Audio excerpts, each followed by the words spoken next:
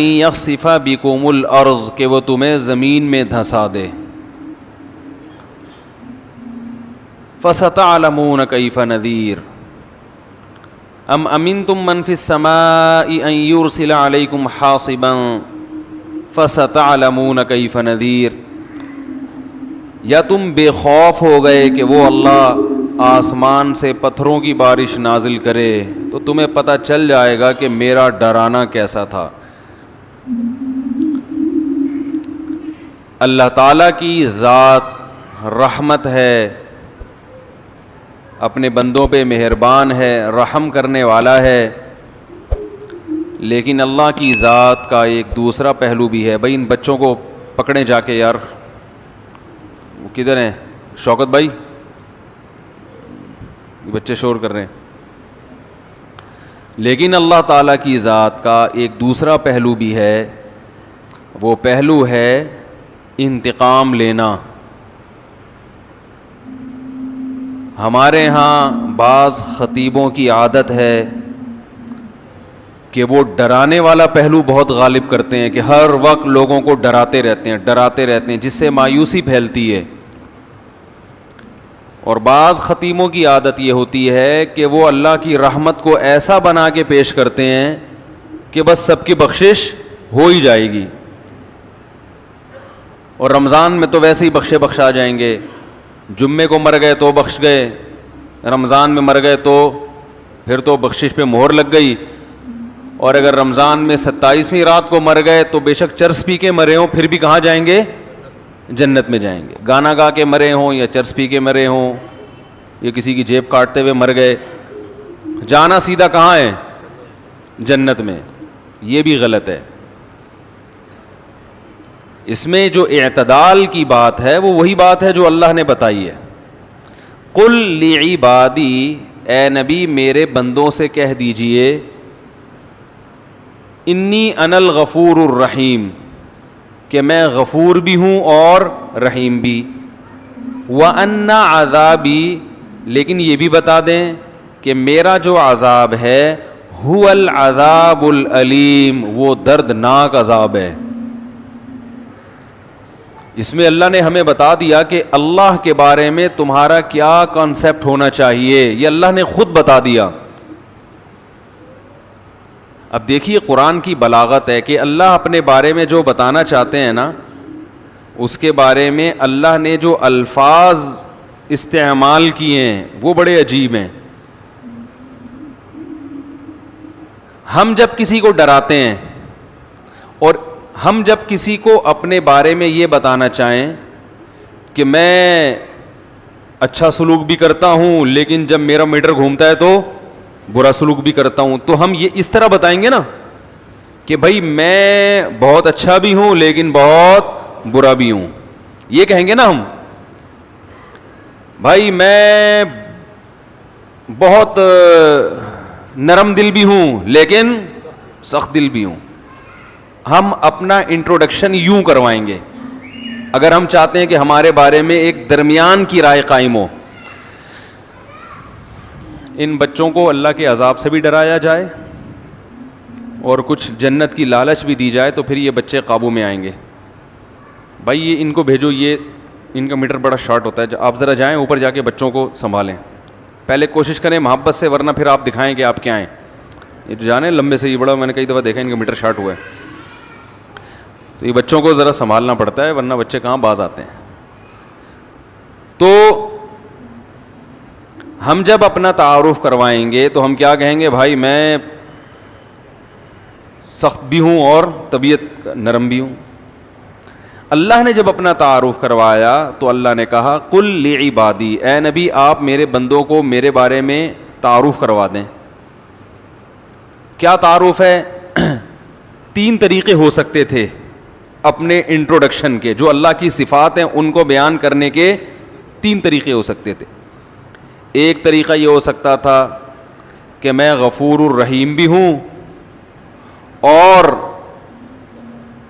سخت عذاب والا بھی ہوں، سخت عذاب والا بھی ہوں. ایک طریقہ تو یہ ہو سکتا تھا. ایک طریقہ یہ ہو سکتا تھا کہ میری رحمت بھی بہت بڑی ہے اور میرا عذاب بھی بہت بڑا ہے. دیکھو ایک ہوتا ہے اپنی صفت بیان کرنا, ایک ہے اپنے فعل کی صفت بیان کرنا. تھوڑی سی ٹیکنیکل باتیں کچھ زیادہ ہو رہی ہیں, میں اس کو کوشش کروں گا آسان طریقے سے سمجھاؤں. اپنی صفت کا مطلب کیا ہے کہ میں ایسا ہوں, اور اپنے عمل کی صفت کا مطلب میرا عذاب ایسا ہے, میں جیسا مرضی ہوں چھوڑو اس کو, میرا عذاب کیا ہے ایسا خطرناک. دوسرا رحمت کو یوں بھی بیان کیا جا سکتا ہے میں رحیم ہوں, اور ایک طریقہ یہ کہ اپنی صفت نہیں بلکہ میری رحمت ایسی ہے. بھائی نتیجہ تو دونوں کا ایک ہی نکلے گا نا, لیکن فرق کیا ہے, ایک میں اپنا تعارف کروایا جا رہا ہے, ایک میں اپنے فعل کا تعارف کروایا جا رہا ہے, اپنے عمل کا. ارے بھائی جب کسی کو دھمکی دیتے ہو ایک بولتے, ایک طریقہ یہ کہ میں بہت سخت آدمی ہوں, اور ایک ہے میرا چماٹ بہت سخت ہے. اب سمجھ میں آئے گا جو میں کہنا چاہ رہا ہوں, میرا جھانپڑ بہت ٹائٹ ہے. ایک طریقہ یہ ہے نا بھائی کوئی پیسے نہیں دے رہا آپ کے, 1,00,000 روپے لے کے بھاگا ہوا دے نہیں رہا, آپ جاؤ گے اس کے گھر بیل بجاؤ گے, بھائی جان ذرا 25ویں دفعہ آپ کے گھر آ رہا ہوں ذرا باہر آئیے. جی کیا کام ہے جی؟ بھائی بات یہ ہے کہ میں 25ویں دفعہ پیسے مانگنے کے لیے آ رہا ہوں آپ کے گھر میں. وہ کہہ رہا ہے یار اصل میں ایکچولی مسئلہ, جیسے کہ لوگ کرتے ہیں, ایکچولی مسئلہ یہ ہے کہ وہ ابھی میرے پیسے بھی نکلے نہیں ہیں, کھلے نہیں ہیں, یا کیا ہے, کوئی بھی ٹاپک کرا دے آپ کو, تو آپ اسے 2 طریقوں سے دھمکی دے سکتے ہو. ایک تو یہ کہ تجھے پتہ نہیں ہے کہ میں کون ہوں, میں بہت سخت آدمی ہوں, اور ایک یہ کہ میرا چماٹ, بیٹا تو نے ابھی میرا جھانپڑ کھا کے دیکھا نہیں. یہ دھمکی دینے کے 2 طریقے ہو گئے, ایک اپنی صفت کو بیان کیا جا رہا ہے کہ میں ایسا ہوں, اور ایک اپنے عمل کو کہ میرا چماٹ ہے بھائی وہ ایسا ہے. اسی طرح رحمت کو بیان کرنے کے بھی 2 طریقے ہیں. آپ نے کسی سے کہا کہ یار میرا یہ چھوٹا سا کام کر دو, وہ کر نہیں رہا, تو آپ کہہ رہے ہو یار تم تھوڑا سا میرا کام کرو گے نا تو میں بڑا نوازنے والا آدمی ہوں, یہ ذہن میں رکھنا. آج تم میرے کام آ جاؤ تو کل میں بہت نوازوں گا, کیونکہ میں بہت سخی آدمی ہوں, بہت نوازنے والا آدمی, بڑا قدردان ہوں. یہ اپنی صفت کو کیا کیا جا رہا ہے, ہائی لائٹ, کہ میں قدردان ہوں. اور ایک طریقہ یہ ہے کہ بھائی یار یہ میں چھوٹا سا کام تم سے کہا ہے, ضرورت ہے کر دو, اگر تم نے کر دیا تو ایک بات ذہن میں رکھنا کہ میں جب کسی کو نوازتا ہوں تو میری نوازشیں بہت زیادہ ہوتی ہیں. تو یہاں اپنے عمل کو بیان کیا جا رہا ہے کہ میرا عمل, نتیجہ دونوں کا ایک ہی نکلے گا نا, یعنی وہ خوش ہو جائے گا. اب قرآن کی بلاغت دیکھو, انداز دیکھو قرآن کا. 3 طریقے ہو سکتے تھے بیان کرنے کے. ایک یہ کہ اللہ یہ کہتے کہ اے نبی میرے بندوں سے کہہ دیں کہ میری رحمت بھی بہت بڑی اور میرا عذاب بھی بہت بڑا, میری مار بھی بہت بڑی اور عطائیں بھی بہت بڑی. ایک انداز تو یہ ہو سکتا تھا. ایک انداز یہ ہو سکتا تھا کہ میں بڑی عطا والا ہوں, بڑی رحمت والا ہوں اور بڑے عذاب والا ہوں. کیا خیال ہے؟ دوسرا طریقہ یہ ہو سکتا تھا, لیکن اللہ نے, اور تیسرا طریقہ یہ ہو سکتا تھا کہ میں بہت عذاب والا ہوں, رحمت میری بہت بڑی ہے, یعنی رحمت بھی میری بہت بڑی. چوتھا طریقہ یہ ہو سکتا ہے کہ میں بہت رحمت والا ہوں, عذاب بھی میرا بہت بڑا ہے. ارے کیا ہو گیا بھائی؟ تو اللہ تعالیٰ نے 3 طریقے چھوڑ کر چوتھا طریقہ اختیار کیا.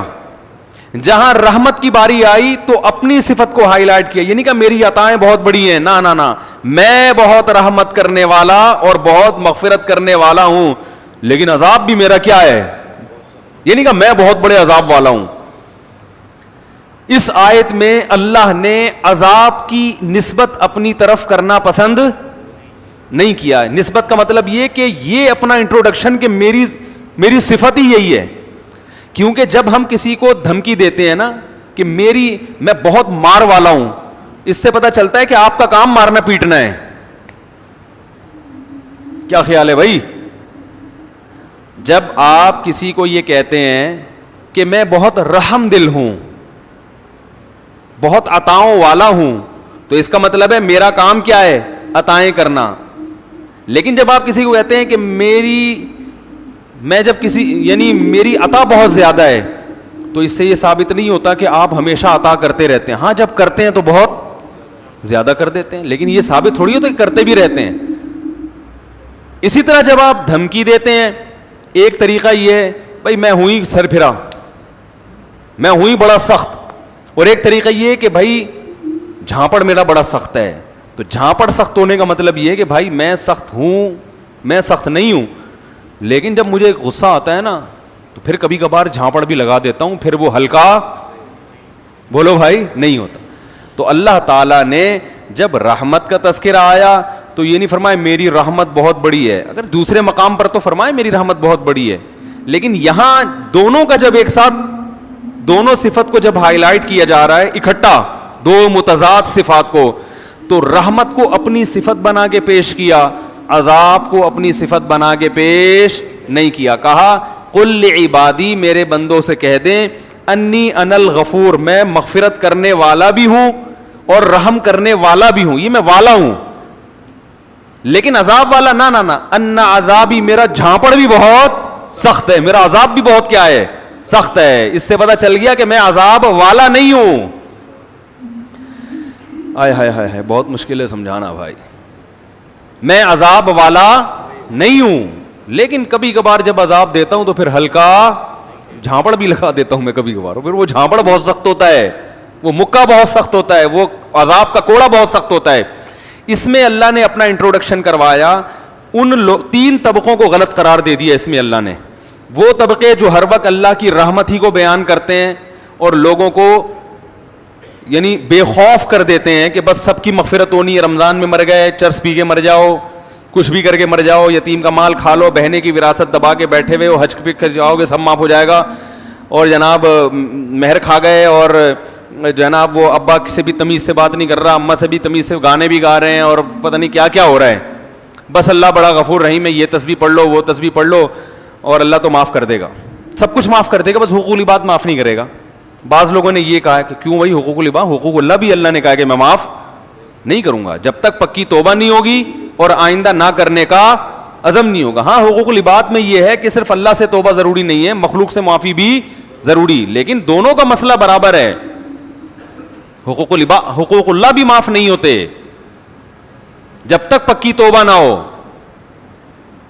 تو ان لوگوں پر بھی رد ہے جو ہر وقت اللہ کی رحمت کو ہائی لائٹ کرتے رہتے ہیں اور ایسا اللہ کو بنا کے پیش کر دیتے ہیں کہ لوگ کہتے ہیں یار ڈرامے بھی دیکھو, فلمیں بھی دیکھو, خواتین پردہ بھی نہ کریں, مرد نظر کی حفاظت بھی نہ کرے, اور میرے بھائی سعودی بینک میں جاب بھی کرتے رہو, سود بھی کھاتے رہو, انشورنس بھی کروا کے رکھو کہ ابا مر گئے تو اتنے پیسے ملیں گے, صحیح ہے نا, نہیں مرے تو نہیں ملیں گے, اور وراثت بھی تقسیم نہیں کرو, حج واجب ہے آپ کے اوپر, فرض ہو چکا ہے, آپ بڑھاپے کے لیے اس کو ٹال رہے ہیں. آج حج کب ہوتا ہے؟